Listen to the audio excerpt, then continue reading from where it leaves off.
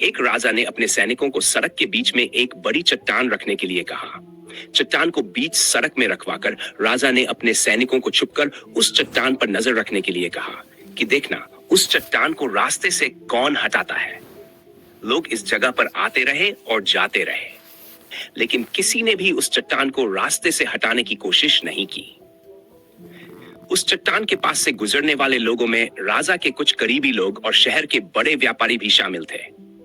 उनमें से कुछ लोग तो राजा को ही कोसने लगे कि राजा इस चट्टान को भी रास्ते से नहीं हटा सकता, लेकिन किसी ने भी इस चट्टान को रास्ते से हटाने का प्रयास नहीं किया।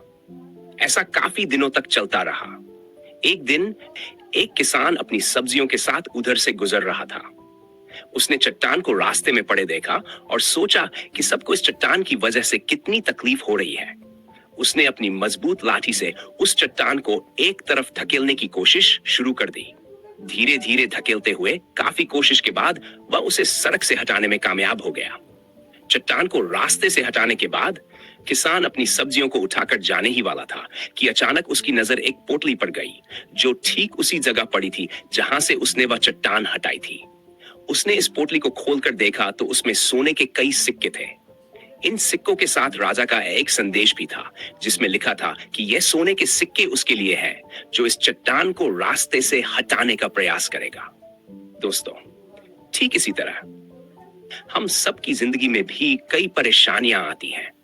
कुछ लोग उन परेशानियों से बचकर निकल जाते हैं, कुछ रास्ता बदल लेते हैं और कुछ लोग उनका हल निकालने का प्रयास करते हैं। ऐसे लोग मुश्किलों में संभावनाएं और संभावनाओं में छिपे अवसर खोज लेते हैं।